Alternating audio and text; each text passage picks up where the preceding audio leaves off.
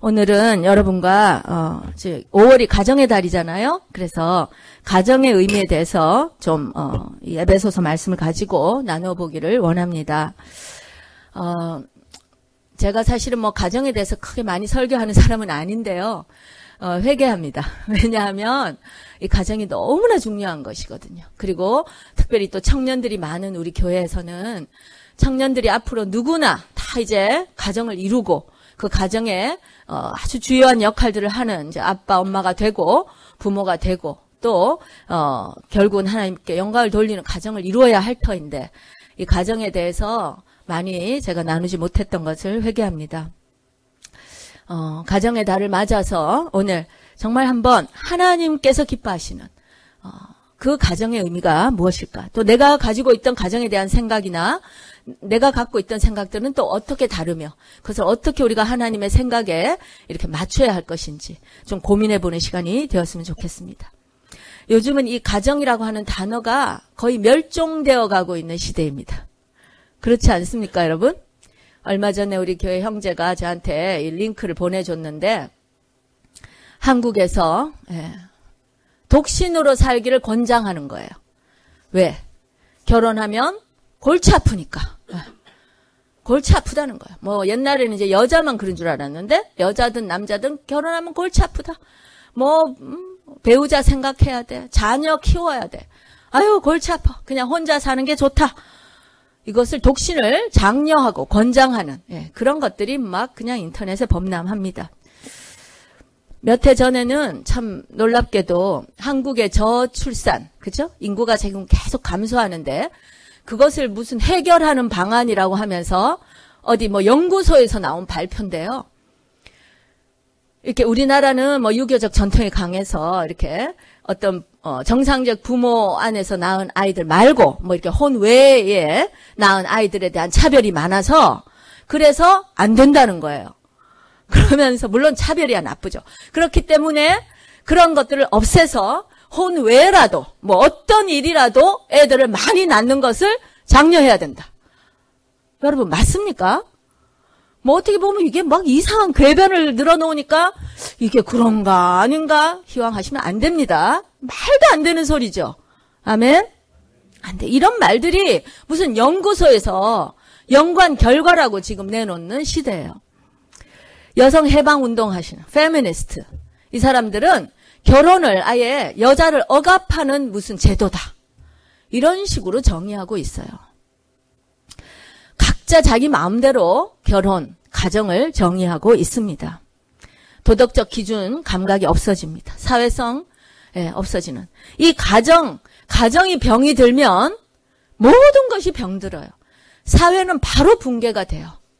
그것은 많은 연구 결과가 말해주는 진짜 그 연구 결과예요. 정신질환이 지금 엄청나게 증가하고 있죠.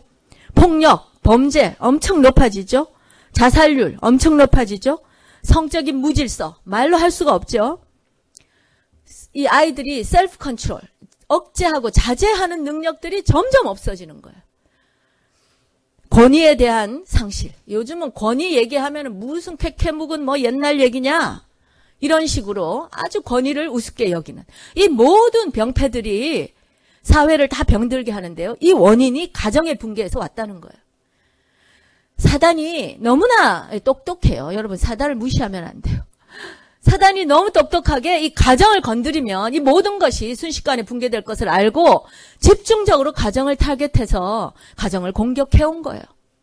근데 우리가 너무나 정말 이렇게 저부터도 그래서 회개합니다. 교회에서 정말 먼저 가르쳐야 할 것이 이 가정이에요. 결혼이에요.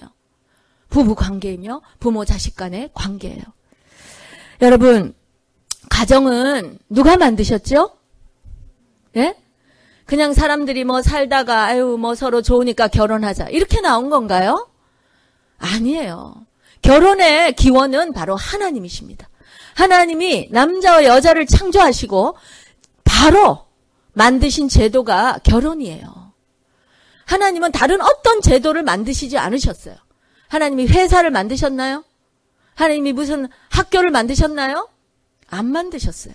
여러분이 그렇게 목숨처럼 여기는 학교와 회사가 사실 하나님이 만든 제도가 아니에요. 하나님이 만든 제도는 딱 한 가지, 가정입니다. 그리고 교회예요. 근데 교회는 바로 영적인 가정이지요. 결국 하나님은 가정밖에 안 만드신 거예요. 육적인 가정과 영적인 가정. 이 안에서 사실은 모든 교육과 모든 것이 행해져야 된다는 거예요. 그리고 실제 행해질 수 있다는 것입니다. 오늘 에베소서 5장 31절. 우리 31절 2절 한번 한 목소리를 다시 읽어보겠습니다. 시작. 이러므로 사람이 부모를 떠나 그 아내와 합하여 그 둘이 한 육체가 될지니 이 비밀이 크도다. 내가 그리스도와 교회에 대하여 말하노라. 이 말씀은 사도 바울의 말이 아니라 창세기에 나오는 하나님께서 아담과 하와를 창조하시고 제일 먼저 주신 명령이에요. 그것이 뭐냐면 바로 사람이 부모를 떠나서 아내와 연합하여 한 몸이 될지라. 여기에 동사가 3개 나와요.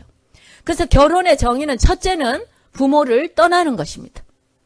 여기 지금 자녀를 정년기에 두신 부모님, 빨리 자식을 떠나보내야 돼요. 이 자식을 끝까지 붙잡고 있는 거, 내 욕심이나 나의 어떤 것으로 붙잡고 있는 거, 이거 서로 망하는 길이에요. 자녀는 부모를 떠나야 되는데, 이 떠난다는 것은 버린다는 뜻이 아니에요, 여러분. 배은망덕하게 떠나는 이런 것이 아닙니다. 독립적인 존재가 돼야 된다는 거예요. 성장해야 된다는 거예요. 요즘은 이게 너무 안 되죠. 원래 여자들은 또 좀 감정적으로 이렇게 부모를 떠나기가 참 힘들어요. 엄마하고 굉장히 어태치가 강하고. 그래서 막 결혼하고도 뭐 부부 싸움하면 엄마한테 막 쪼르르 달려가고, 막 엄마한테 다 일러 바치고, 뭐 이런 거 있죠. 그럼 또 장인, 장모가 또 막 쳐들어와서 사위를 힘들게 하고, 이게 막장 드라마의 얘기가 아니라 실제 일어나는 이야기들이더라고요. 너무 놀라워요, 아주. 그런 세상에. 이게 떠나지 못해서 그래요. 아들들도 요즘은 이 부모를 떠나지 못해가지고 결혼을 했는데도 아내와 상의를 해야 되는데 엄마한테 물어봐요. 엄마한테 전화해서 우리 엄마가 이렇게 말했다고. 예. 그래서 고부간에 갈등이 시작되고 이 부부간의 문제 다 있는 것이에요. 이 떠나는 거 너무 중요해요. 내 부모의 우리 집안의 전통 이것을 고집하니까 여자는 우리 집안도 전통이 있어. 이 전통과 전통이 싸우는 거예요. 이거 하면 안 되는 거예요. 각자의 전통은 거기다 두고 예수 그리스도 안에서 새 사람들이 새 전통을 이루어 가는 것입니다. 아멘. 이것이 결혼이에요. 부모를 잘 자라서 부모를 잘 떠나고 부모도 자녀들을 잘 자라게 해서 독립적으로 잘 떠나 보내는 거. 이것이 결혼의 첫 번째 단계예요. 그 다음 두 번째는 아내와 합하여 배우자와 합하는 거예요. 이때 합한다는 뜻은 악교로 붙인다는 뜻이에요. 여러분 악교 있죠. 슈퍼글루. 이거 붙이는 거예요. 떨어져요? 안 떨어져요? 절대 안 떨어지는 거예요. 영원한 것을 말합니다. 그리고 한 몸 된다는 거. 이 한 몸 된다는 거는 그냥 뭐 육체적인 한 몸이 아니에요. 영으로도 한 영이 되는 거예요. 성경에 보면 하나님께서는 결혼하면 정말 한 몸으로 보세요. 하나님이 보실 때는. 그냥 뭐 우리 시덕 형제 하나 자매 이렇게 보시는 게 아니라 이 한 몸이에요. You family 이렇게 한 몸으로 보시는 거예요. 그래서 모든 면에서 우리가 한 몸 이루는 것을 훈련해야 돼요. 어떤 분들은 부부간에 이 은행 구좌를 따로 갖고 있어요. 안 됩니다. 부부는 물질이 따로 있는데 어떻게 마음이 하나가 돼요? 딴 주머니 차시고 이러면 안 돼요. 당 하나로. 비밀 있으면 안 돼요. 비밀 뭔가 이렇게 캥기나요? 다 하나가 돼야 돼요. 모든 것. 물론 두 사람의 성격이 다르고 특색이 다른 거 이걸 깨워 맞추라는 게 아니에요. 그러나 부부가 한 몸이 될 수 있는 모든 면에서 서로 노력을 하고 그런 장치들을 마련해야 된다는 것입니다. 한 몸이 돼야 됩니다. 이것이 결혼의 가장 중요하고 그 정의예요. 결혼의 정의예요. 그런데 이대로만 우리가 살아도 정말 이게 이제 하나님께 영광을 돌리는 것인데 이 어떻게 보면 굉장히 신기한 제도잖아요. 하나님이 처음에 그냥 남자 여자를 만드실 필요 없이 그냥 한 성으로 만들고 그냥 한 영으로 이렇게 하면 되질 거 아니에요. 그런 생각 안 해보셨어요? 근데 왜 굳이 남자와 여자를 만드셔가지고 그렇게 어려운데, 이 한 몸 되는 일이 이렇게 어려운데 이거를 이렇게 하기를 하시는가? 여기에 사도 바울은 뭐라고 돼 있어요? 이 비밀이 크도다. 여기 아주 놀라운 비밀이 있다는 거예요. 하나님께서 남자와 여자를 만드시고 이 둘이가 한 몸을 이루게 하는 여기에 놀라운 비밀이 있다. 그 비밀이 무엇일까요? 바로 그리스도와 교회의 관계를 말하고 있다. 여러분, 예수 그리스도께서, 예수님은 하나님의 아들이시잖아요. 근데 아버지를 떠났어요. 떠나요. 예? 떠날 때 완전히 떠나시죠. 그래서 성육신, 육체로 오시는 거예요. 그래가지고 정말 그 목숨을 바쳐서 희생하시는 사랑. 이 희생하는 사랑이 부부간에서 가장 중요한 거예요.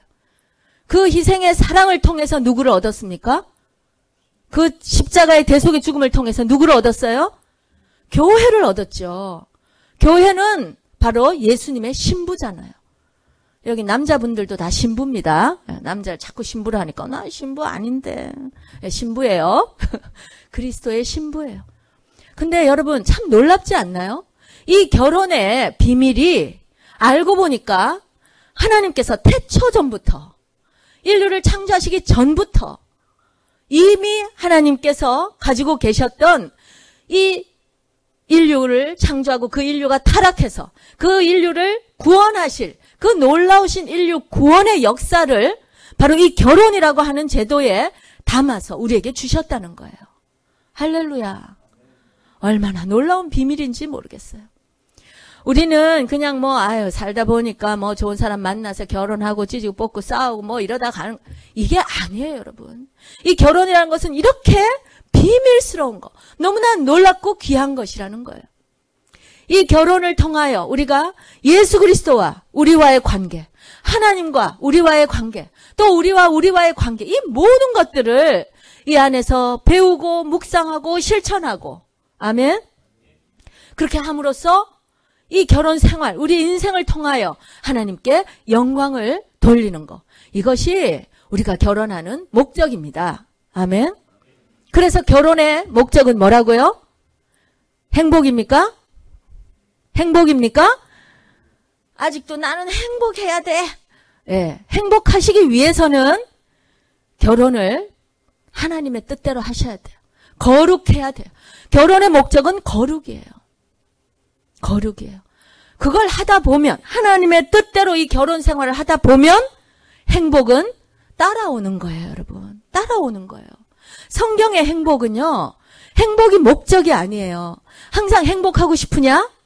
하나님의 말씀을 지키라라고 돼 있잖아요. 복 있는 사람은 어떻게 돼요?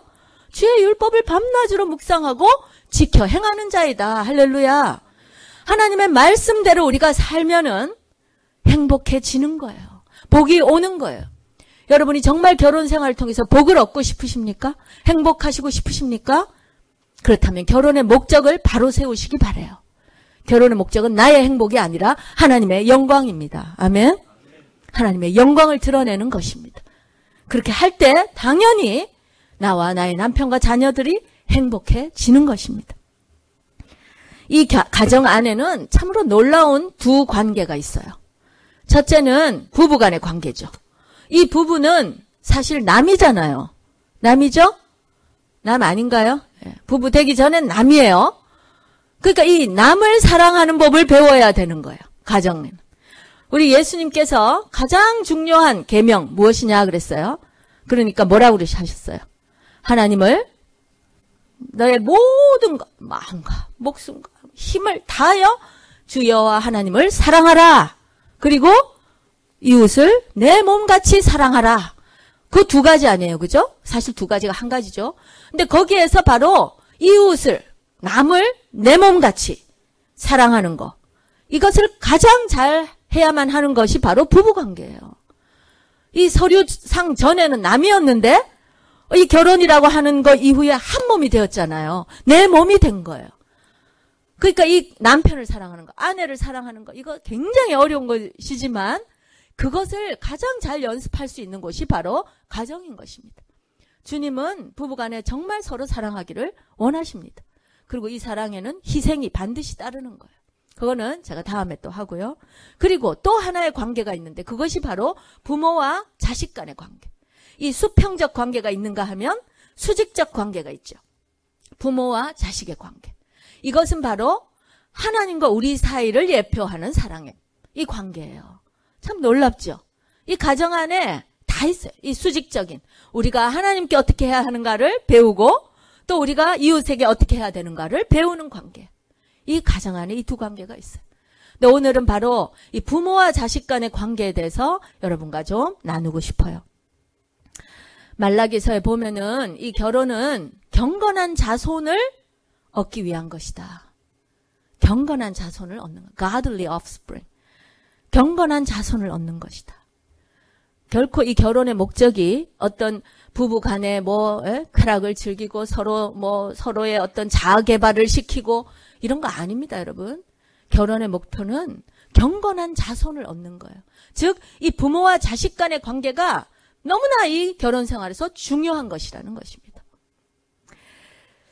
요즘은 이 자녀 교육 그리고 부모 자식 간의 관계가 너무나 망가져 있어요. 정말 너무너무 아파요.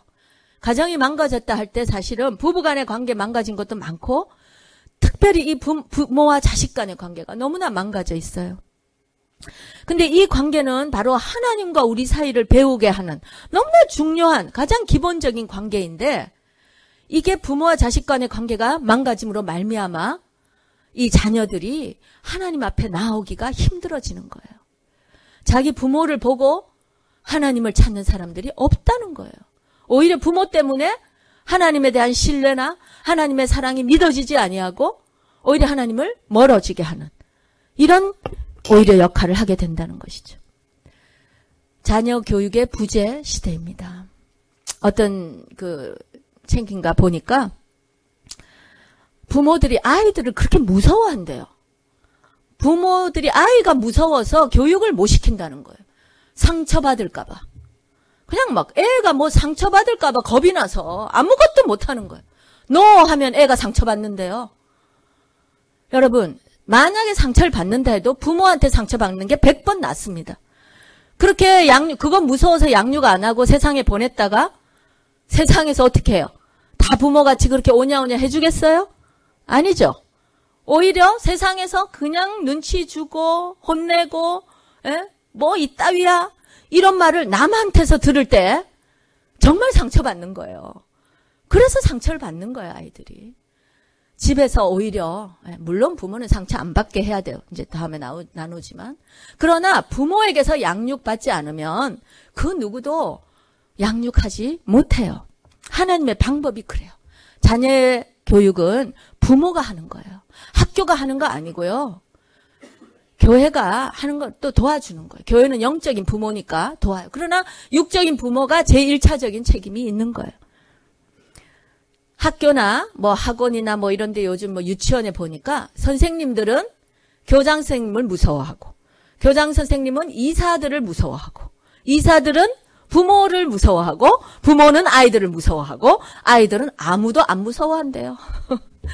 그러니 교육이 없는 거죠. 그렇죠? 여러분, 그러다 보니 아이들의 교육을 누가 해요? 누가 합니까? 또래들이 해요. 또래들이. peer pressure. 여러분 알죠? 이 동기 간에 이 친구들 안에서 서로 주고받는 거예요. 뭘 배우겠어요, 그 안에서. 아니면 미디어에서. 스마트폰으로. 아이들이 요즘 받는 교육이 그런 거라는 거예요, 여러분. 우리가 정신을 바짝 차려야 돼요. 정말 너무나 무서운 세대에 있어요. 교회에서조차도 우리가 선교하고 전도하자 이거는 너무나 많이 늘 얘기하잖아요. 물론 당연히 예수님의 제자로서 선교하고 전도해야 돼요. 근데 이거는 수평적인 거. 그렇죠? 이거. 그러나 그보다 더 먼저 있었던 것은 뭐냐 하면 수직적인 관계예요. 구약 성경에서 이스라엘 백성에게 하나님께서 날마다, 지금도 이스라엘 사람들은 날마다 아침마다 외우는 게 뭡니까? 신명기 6장의 말씀, 쉐마의 말씀. 들으라 이스라엘아. 우리가 올리브트리 학교할 때 제일 먼저 외우는 말씀이 신명기 6장 말씀이에요. 근데 사실은 그것은 부모가 먼저 외워야 되는 거예요. 왜냐하면 여호와 하나님을 사랑하라 해놓고 그 다음에 오늘날 내가 내게 명한 이 말씀을, 이때 내게 한 건 부모예요. 내가 오늘 내게 이 부모에게 말한 이 말씀을, 하나님의 말씀을 너는 마음에 새기고, 부모가 먼저 이것을 마음에 새기고 내 자녀에게 부지런히 가르치라. 부지런히 가르치라. 그 집에 앉아있을 때나 누웠을 때나 길 갈 때나 일어날 때나 항상 또 문간에 기호를 메고 손목에다 메고 이마에 붙이고 하면서 가르치라. 부모가 해야 된다는 거예요. 부모가 해야 돼요. 근데 이 구약의 말씀이 먼저예요. 근데 우리가 요즘 가정에서 이 부모가 자식에게 가르치는 이 수직적인 이 티칭을 먼저 하지 아니하고 혹은 게을리하고 그냥 전도하고 선교하고 이거 물론 그거 굉장히 중요해요. 그러나 이 수직적인 관계 먼저 하고 수평적으로 나아가야 되는 거예요. 이 두 가지는 반드시 같이 있어야 되는 것입니다. 그래서 현재 교회에서도 사실 이 자녀 교육, 이 가정의 교육 너무나 중요하고 계속해서 해야 되는 것입니다. 여러분, 오늘 이 본문의 말씀을 보면 자녀들아, 우리 6장 1절 제가 읽겠습니다. 자녀들아, 너희 부모를 주 안에서 순종하라. 이것이 옳으니라. 이거 여기에 나오는 말씀은 사실은 크리스찬 가정을 가정하고 하는 얘기들입니다. 이 중에는 예외가 있어요. 부모님이 안 믿으시거나 혹은 자녀가 믿지 않는 경우는 이 말씀대로 하기가 굉장히 어려워요. 그렇죠. 우리가 여러분 세상 사람들과 뭔가 이야기를 할 때 말이 안 통하는 거 아세요, 여러분? 말 안 통할 때 있죠. 그 원인이 뭐예요? 기본 스탠다드가 다르기 때문에 말이 안 통하는 거예요. 그렇죠? 우리가 동성애에 대해서 얘기할 때도 말이 안 통하잖아요. 우리는 이걸 죄라고 하는데 저 사람들이 이걸 사랑이라고 하니까 말이 안 돼요. 그걸 싸워봐야 소용이 없어요. 어떻게 얘기해야 돼요? 스탠다드를 먼저 동일하게 해야 돼요. 즉 복음을 먼저 가르쳐야 돼요.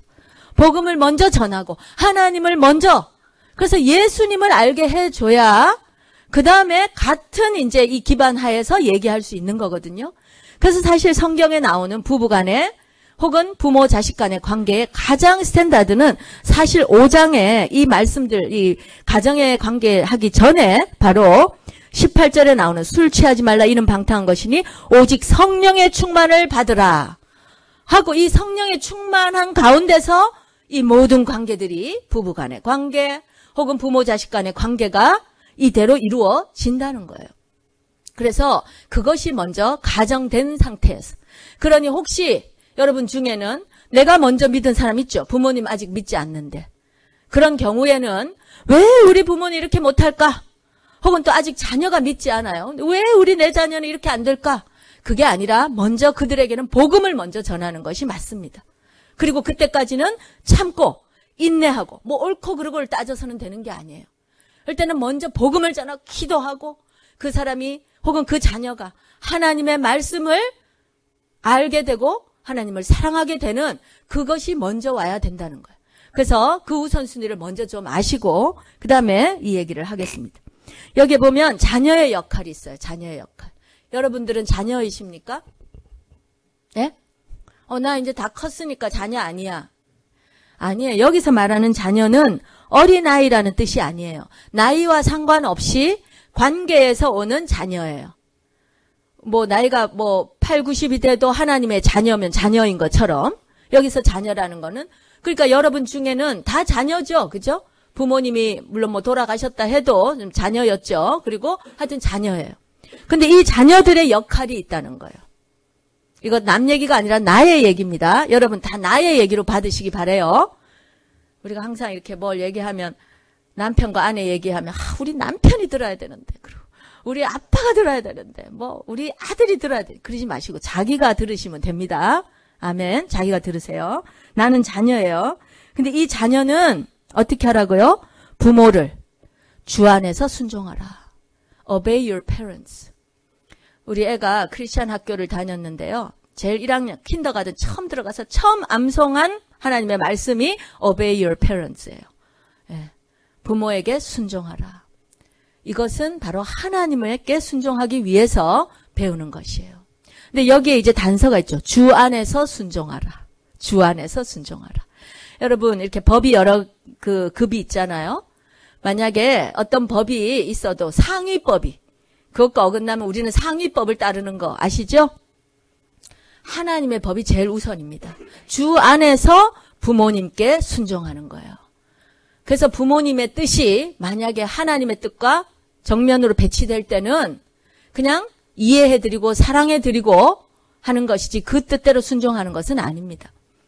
하나님의 뜻에 순종하는 거예요. 물론 부모는 하나님의 뜻에 맞게 아이들을 가르쳐야 되는 것이죠. 당연히 주 안에서. 근데 여기 보면 주 안에서 사랑하라. 주 안에서 부모님께 순종하라. 아이들을 가르칠 때 이렇게 해라 저렇게 해라 이렇게 가르칠 때 좋은 방법은 네가 이렇게 하면 하나님이 기뻐하시겠니? 이렇게 항상 부모가 다 이루고 교육하지만 하나님을 생각하게끔 도와주는 것이 굉장히 중요해요. 네가 네 동생에게 이렇게 할 때 하나님이 기뻐하시겠니? 그냥 너 왜 동생에게 이렇게 하니? 이게 아니라 이렇게 하면 하나님이 기뻐하실까? 한번 자기의 행동을 하나님의 어떤 것에 비춰서 생각해 보게 하는 거예요. 이거 굉장히 중요한 거예요.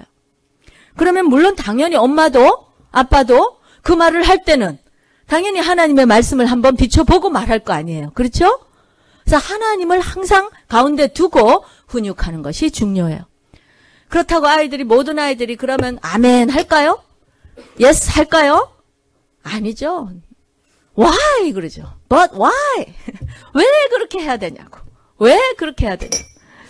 재밌는 얘기 듣는데 우리 스티브 집사님이 제이콥 어릴 때 가르치는데 막 이제 이렇게 막 이렇게 해 저렇게 해 하면은 제이콥이 why 그러면 because I said so. 예. 아빠가 이렇게 하라고 하니까 하는 거지 이렇게. 예. 근데 그보다 더 좋은 방법은 사실은 하나님이 그렇게 하라고 하셨으니까. 왜냐하면 그 다음에 뭐냐면요. 이것이 옳으니라. 아멘. 이것이 옳으니라. 주 안에 순종하는 것이 옳다는 거예요. 아이들이 but why? 그럴 때 it is right. 이것이 옳아. 이것이 옳은 거야. 그 옳고 그름은 누가 판단하는 것입니까? 네? 부모가 생각할 때 이게 옳아가 아니라 하나님이 보실 때에 이것은 옳은 거야. 네. 여러분 요즘 세상은 옳고 그른 것이 없는 세상이 됐죠. What do you think? 너는 어떻게 생각하니? 전부 네 의견이 내 의견이 범람하는 세대예요. 그러나 하나님의 생각이 무엇인지 하나님의 뜻이 무엇인지를 먼저 가르쳐야 될 줄로 믿습니다. 그리고 하나님의 뜻은 항상 옳고 그른 거예요. 하나님이 옳다 하면 옳은 거예요. 우리 생각에 아무리 100가지 1000가지 있어도 하나님이 옳다 하면 옳은 거고 그르다 하면 그른 거예요. 이것을 아이들에게 먼저 가르쳐줘야 돼요. This is right. 이것이 옳다고 우리는 가르쳐줘야 돼요. 그리고 또 아이들이 말하죠. 다른 사람들 다 그렇게 하잖아. 다른 애들 다 그렇게 하잖아. 네. 그럴 때 여러분은 어떻게 해야 됩니까? 아이고 우리 애가 저기서 또 끼지를 못해가지고 왕따 당하면 어떡할까? 여러분 거룩한 왕따를 당해야 됩니다. 우리는. 아멘? 아멘 안 하시죠 또. 아멘 해야 돼요. 다른 애들 다 그렇게 하잖아. 다른 집은 다 그렇게 하잖아. 그럴 때 우리는 뭐라고 해야 됩니까? We are special. 우리는 거룩한 자들이야. 구별된 자들이야. 우리는 세상과 다른 자들이라는 것을 가르쳐줘야 돼요. 이제 앞으로 여러분 이 말세에는 정말 진리도 없고 그냥 다 섞이고 아이들이 이 혼돈 상태에서 무엇이 옳고 그른지 모르고 뭐가 하나님인 것인지 뭐가 세상 길인지 모르고 이런 상황에서 그냥 애들하고 어떻게 잘 지내는 거 그거에 신경을 써갖고 아이들이 진리를 잃게 되거나 떠나게 되는 이런 일이 있다면 이거는 정말 부모의 책임이에요. 부모는 항상 가르쳐줘야 됩니다. 우리가 어떤 자들인지. 우리는 거룩한 자들이라는 거. 우리는 구별된 자들이라는 거. 이것을 우리가 자녀들에게 계속 가르쳐줘야 됩니다. We are different. 그리고 또 2절에 보니까 내 아버지와 어머니를 공경하라. 공경하라. 앞에 순종하라와 공경하라의 차이를 아시겠어요, 여러분? 순종하는 거는 그냥 액션으로 마음에 만약에 안 들어도 하면 순종하는 것처럼 보이죠. 그죠? 근데 하나님이 원하시는 순종은 그런 차원이 아니라 공경하면서 순종하는 거예요. 이때 공경은 마음 자세를 말하는 거예요. 정말 부모님을 존중하고 사랑하고 그래서 respect, 존중해서 순종하는 거. 이것을 원하는 거예요. 참 그렇게 되기 위해서는 부모가 점점 부담되죠, 여러분. 부모들 어떠십니까? 그러나 자녀는 이렇게 해야 된다는 거예요. 자녀는 하나님의 말씀으로 가르치는 부모님을 전심으로 존중하고 사랑하고 공경해야 된다는 거예요. 그렇게 하면서 순종해야 한다는 거예요. 여러분 아이들 자녀들 키울 때 아이들이 날 때부터 하나님을 사랑할 거라고 착각하지 마십시오. 아이들이 아무리 순진하고 뭐 어려 보이고 아무것도 몰라 보여도 그냥 저절로 하나님을 사랑한다? 모태에서 모태신앙 이 말도 이거 잘 오해가 많은데요. 아이들이 태어나면서부터 하나님 사랑하지 않아요. 않아요. 거듭나지 않았어요 아직. 그래서 이 아이가 인격적으로 예수 그리스도를 만나고 거듭날 때까지는 부모가 바로 이 성령님이 하시는 역할을 해야 되는 거예요. 그래서 책망하고 권고하고 가르치고 커렉션하고 이것이 양육입니다. 그래서 그러한 부모의 역할을 잘 감당하면 자녀들이 당연히 순종하고 공경하게 될 거라고 저는 믿습니다. 근데 참 놀라운 것은 이렇게 할 때 자녀들 여러분 자녀들 그렇게 하실 때 이때 하나님의 약속이 있어요. 이 약속이 뭐냐 하면 바로 이는 네가 잘되고 땅에서 장수하리라. 잘되고 장수하리라. 질적인 면과 양적인 면이 다 충족되는 거예요. 그 질적으로도 잘 되고 이건 뭐 세상적으로 돈 많이 벌고 유명해지는 이런 게 아니에요 여러분. 정말 하나님 안에서 정말 만족된 삶을 살고 또 실제로도 오래 살아요. 부모의 역할 있습니다. 그 다음 절에 있는 건데요. 또 아비들아 너희 자녀를 노엽게 하지 말고 오직 주의 교양과 훈계로 양육하라. 주의 교양과 훈계로 양육하라. 내 생각으로 내 바람대로 나의 어떤 아이에 대한 뭐 꿈 이런 걸로 교육하라 하지 않습니다. 주님의 훈계로 즉 하나님의 말씀으로 키우라는 거예요. 여기 부모가 돼 보신 분들 이게 얼마나 어려운지 아시겠죠? 저도 그래요. 우리 애 보고 예를 들어서 뭐 하나 아주 간단한 거라도 뭐 공부를 열심히 하라 이것도 예를 들면 공부 열심히 해야죠 당연히. 근데 공부를 열심히 하라 할 때 왜 공부를 열심히 해야 되냐를 가르치려고 하는데 제 생각은요 아직도 제가 받은 교육 제가 갖고 있는 생각 그래도 뭔가 세상에서 뭐 좋은 대학도 가야 되고 뭘 해야 되지 않아 이게 제 생각이에요. 그래서 나도 모르게 공부 열심히 하라가 나오는 거예요. 근데 여러분 정말 그럴까요? 그런 마음으로 공부 열심히 하라 할 때 애가 공부 열심히 안 해요. 반항이 생겨요. 왜? 이 부모의 순수하지 않은 동기가 그 안에 왜 모르겠어요. 영인데. 근데 정말 하나님의 뜻대로 이 아이가 정말 지식을 습득하고 그렇죠? 좋은 지식들을 습득하고 그것을 잘 운영할 수 있는 지혜를 배우고 이건 너무나 중요한 거예요. 이게 공부 열심히 하는 거거든요. 아카데미컬리 이거 열심히 해야 돼요. 훈련 자기 절제하고 하기 싫은 공부도 해야 되고 암기하기 싫은 거 암기하고 이런 거 훈련하는 거 이런 거 너무 중요한 거예요. 근데 이런 것들을 하나님의 영광을 위해서 네가 해야 된다. 만약에 이 마음으로 부모가 가득 차 있다면 공부하라고 말할 때 아이가 먹혀요. 그게 먹혀요. 주의 뜻대로 주의 훈계를 가지고 가르칠 때 굉장히 그게 정말 파워풀한 거예요. 하나님의 말씀이 한 축이고요.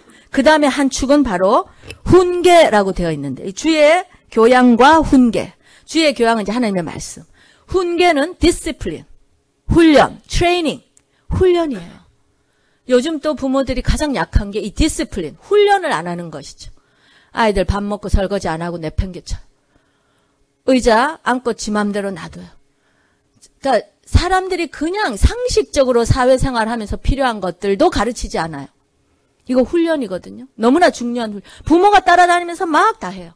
제가 옛날 실험실에 실험할 때 여러 사람이 실험을 하면 뭐 이렇게 써야 되는 기기도 있고 물건들, 물품들이 있잖아요. 다 제자리에 있는 게 하나도 없어요. 다 지가 쓰고 그냥 내버려둬.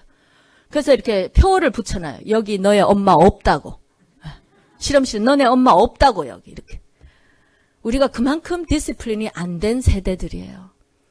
우리 부모 세대들하고 또 다르죠. 제 세대가 다르고 우리 어린 세대도 또 달라요. 그래서 우리 올리브 추리에서는 훈련이 또 큰 한 축이에요. 이건 뭐 올리브 추리 문제가 아니라 성경 말씀이 그래요. 잠언에도 그렇고. 항상 하나님의 말씀이 한 축, 그것을 해낼 수 있는, 몸으로 해낼 수 있는 훈련이 한 축입니다. 훈련 너무나 중요한 거예요.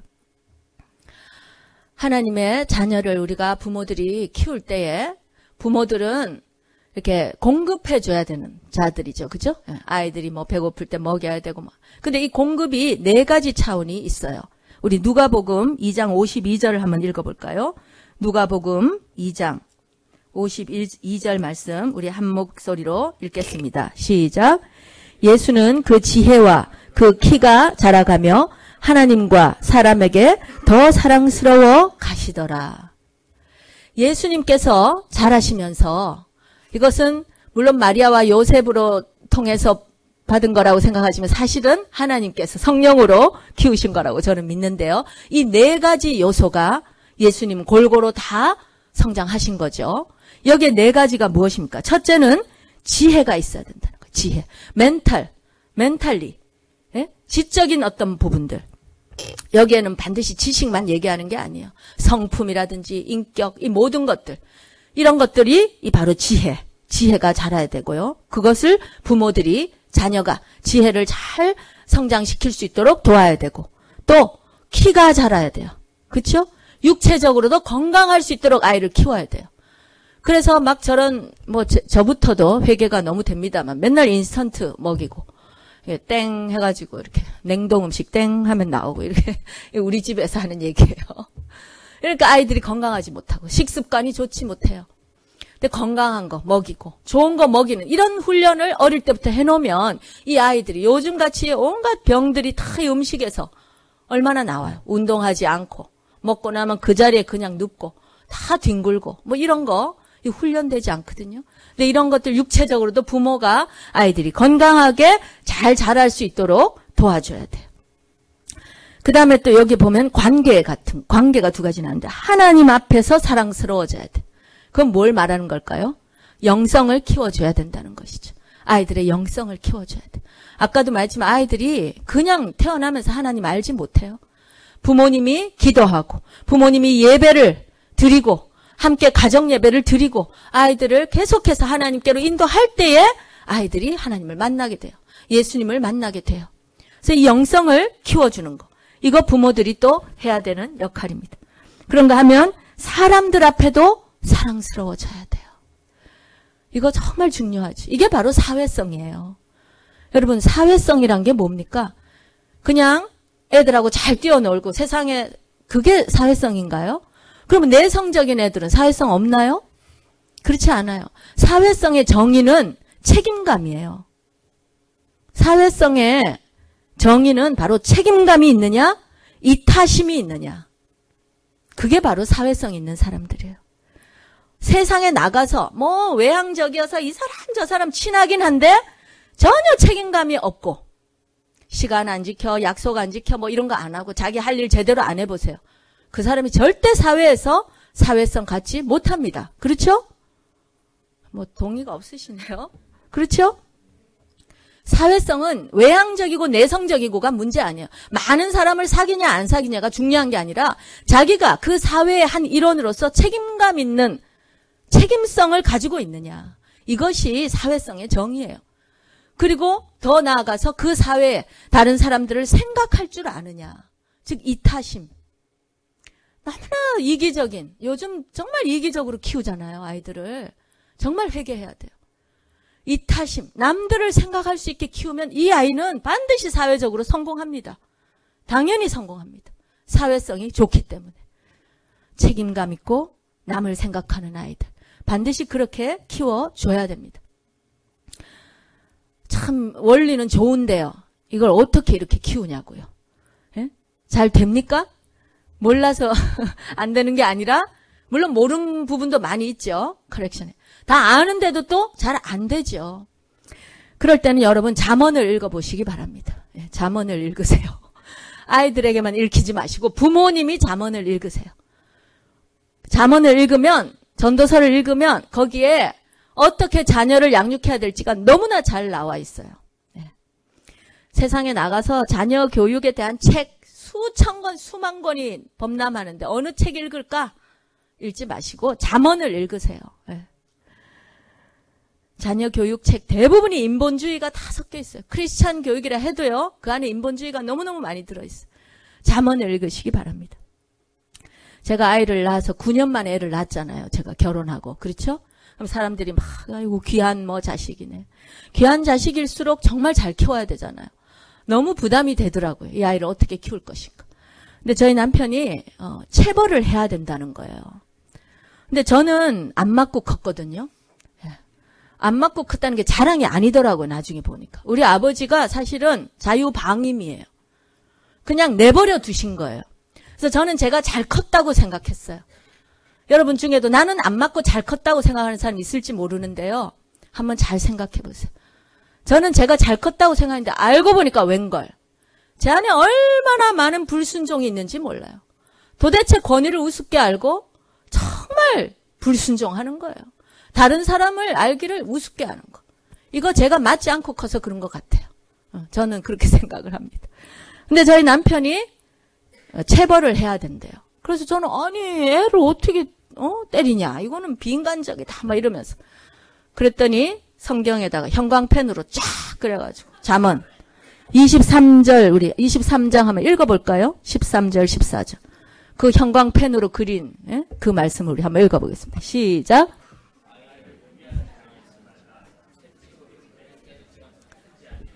네, 이런 말씀들이에요.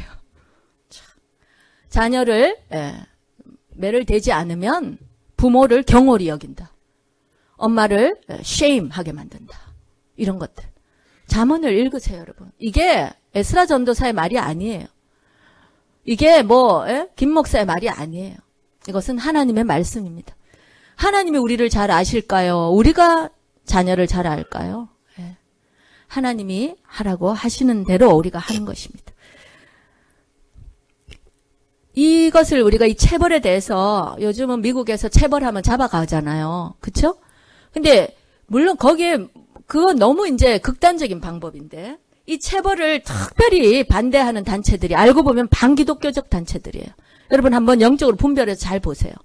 이게 정말 교육을 잘하자는 단체가 아니라 대부분이 보면 그 안에 굉장히 자유주의적인 그리고 반기독교적인 반성경적인 그런 운동단체들에서 체벌을 가장 극심하게 반대해요. 저는 기독교 방송, 미국 방송 이런 거 이렇게 들으면 특별히 Focus on the Family 이런 거 아주 그 가족 사역을, 가정 사역을 전문적으로 하시는 그런 프로인데요. 거기 아이들 엉덩이 스팽킹 하라고 해요. 이러다가 잡혀가겠네.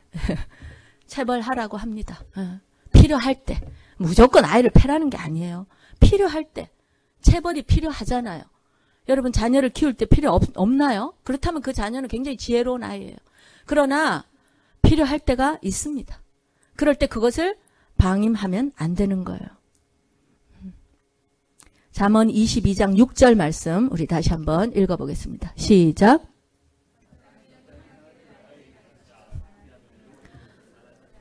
마땅히 아이들에게 가르칠 것, 가르쳐야 됩니다. 그런데 여기에 중요한 단서가 있어요. 4절, 에베소서 4절 다시 돌아오면은 여기 보면 자녀들을 노엽게 하지 말라는 거예요. 자녀들을 노엽게 하지 말라. 이 체벌도 좋고 훈련도 좋고 이 양육이 다 좋은데요. 이것이 어떤 도를 넘어서면 아이들을 노엽게 하게 되는 거예요. 그게 이제 문제인 거예요. 부모가 자녀를 키울 때 가장 주의해야 될 것이 홧김에 화가 막 나잖아요. 자녀를 이렇게 다른 애들을 교육할 때는 별 문제가 없는데 자녀들이 그 문제에 이렇게 봉착하면 막 이 견딜 수 없는 화가 막 나는 거죠. 그러면 이게 마치 내가 이게 자녀를 너무 사랑해서 아니에요. 그건 사랑이 아니라 죄예요. 자기의 죄성인 것을 깨달으시기 바랍니다. 자녀들은 결코 화로 다스리면 안 돼요. 그거는 교육 효과도 절대 없고요. 그거는 아이들을 정말 상처 주게 되고 아이들을 빗나가게 하는 잘못된 교육인 거예요. 그래서 손으로 직접 이렇게 아이들을 뭐 때리고 이런 거 하면 안 돼. 매를 대는 것이 좋고요. 어릴 때 엉덩이 기저귀 위에 이렇게 이제 상징적인 거. 그런데 여러분 이 한계를 경계를 넘어서는 거 이거 굉장히 중요해요. 신경질 부리고 엄마가 말하는데 대부분 신경질이죠. 아이들에게. 이거 효과 전혀 없어요. 폭언을 하고 막 저주의 말들을 하고 아이들을 구타하게 되고 이거 절대 안 됩니다. 여러분 훈련의 결과는 뭐가 돼야 돼요? 아이들이 sorry 할 수 있어야 되죠. 아이들이 이거 내가 잘못했구나. sorry를 할 수 있어야 되는데 angry 하게 되면 이건 잘못된 거예요. 교육의 결과가 아이가 이거 내가 정말 잘못했구나 하면서 엄마 잘못했어요. sorry를 하게 되면 이건 잘된 교육인데 거기서 애가 화를 낸다든지 막 이렇게 그거는 뭔가가 잘못된 거예요. 다시 기도하고 다시 해야 돼요. 그래서 여기에 이 아이들에게 정말 이렇게 sorry를 끌어낼 수 있는 그런 교육을 하기 위해서 정말 엄마 아빠가 성령 충만해야 된다는 것입니다. 성령 충만할 때 정말 사랑으로 그리고 아이를 케어하고 아까 그 4가지 우리가 아이들 채워줘야 되는 이 부분을 항상 부모로서 최선을 다해서 아이들에게 공급해주고 케어해주고 그렇게 할 때에 이 훈계도 워킹하는 거예요. 그럴 때 아이들이 제대로 된 양육이 그 안에서 이루어지는 것입니다. 제가 이렇게 막 설교하니까 막 저만 굉장히 잘하는 것 같죠. 제가 이런 설교하기가 쉽겠습니까, 여러분? 할 때마다 구구절절히 회개밖에 없어요. 회개밖에 없어요. 어느새 애는 벌써 17살이더라고요. 그런데 정말 제대로 해준 게 하나도 없어요. 너무너무 회개가 돼요. 아마도 여기 계신 부모님들 지금 제 이 얘기를 들을 때 이게 제 얘기가 아니잖아요. 성경 말씀이잖아요. 그렇구나. 그랬구나. 내가 그거 못했구나. 내가 이렇게 해야 될 걸 저렇게 했구나. 다들 아마 회한이 많으실 거예요. 그러니 어떡하겠어요. 이제 와서. 지금부터라도 잘해야 되는 거죠. 오늘부터 잘해야 되는 것이죠. 지금 자녀를 두신 분들 오늘부터 잘하시기 바랍니다. 그리고 자녀된 분들 오늘 이 또 설교를 듣고 내가 이렇게 지금 불순종한 이유가 바로 우리 부모 때문이야. 이렇게 또 부모를 블레임하시면 안 돼요. 왜? 우리는 이미 예수 믿은 자들이잖아요. 예수님 안에서 모든 것이 해결될 수 있는 자들입니다. 믿으십니까? 사실 부모로부터 가장 많은 상처를 받죠. 그 다음에 친구들. 그렇습니다. 이 상담하시는 분들이 그래요. 제일 많이 상처받는 게 부모로부터. 근데 여러분, 부모에게는 상처를 받는 게 아니라 그냥 사랑해드려야 돼요. 부모가 더군다나 믿지 않았다. 그렇다면 뭐 더 이상 할 말이 없는 거예요. 그럼 부모님한테서 잘못된 교육받았다고 상처받으면 이건 내가 믿은 자로서 제가 지금 아직 제대로 거듭나지 못한 거예요. 믿지 않는 부모님들의 제대로 되지 못했던 행동들에 대해서 여러분 용서하시기 바랍니다. 용서하셔야 돼요. 그리고 품어드려야 돼요. 그분들은 그게 최선이었어요. 아멘. 부모는 그게 그냥 최선이에요. 우리가 이렇게 뭐 나눌 때 부모로부터 상처받고 막 아프다 하시는 분들이 많아요. 우리 지체들 중에도. 저는 얘기합니다. 그래도 그 용서해드릴 부모님 이제 안 계셔요. 저는 아버지가 돌아가셨어요. 자, 아버님께 정말 이렇게 뭐 사실 아버지를 용서한다는 것도 우스운 얘기지만 많이 아버지를 이렇게 블레임 했어요. 왜 우리 아버지는 이러셨을까? 예수님을 몰랐으니까. 우리 아버지가 뭐 당연히 전쟁통에 부모님으로부터 제대로 교육받은 것도 없으셨고 혼자 정말 남한으로 오셔서 뭐 교육을 받으셨겠어요? 제대로 된 단란한 가정을 한번 보셨어요? 뭐 본이 있으세요? 그러니 본인도 그냥 그렇게 하신 거죠. 저는 이제 그게 이해가 되고 그냥 얼마든지 품을 수 있을 것 같아요. 상처 없습니다. 아버지에 대한 상처 없습니다. 어머니 역시도 상처 많았죠, 옛날에.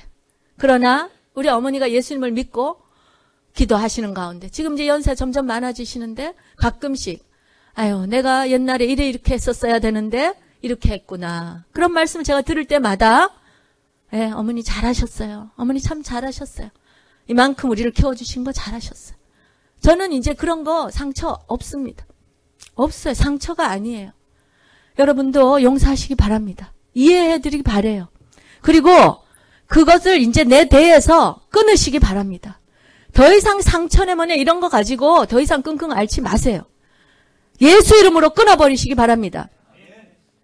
이제 내 때부터 잘하셔야 돼요. 내가 이제 그런 부모가 돼야 돼요.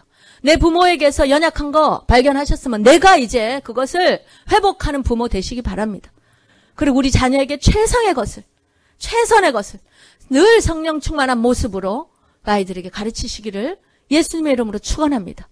그리할 때에 정말 우리 가정이 하나님께서 기뻐하시고 자랑스러워하시고 끝끝내는 영광을 올려드리는 그런 가정이 될 줄로 믿습니다.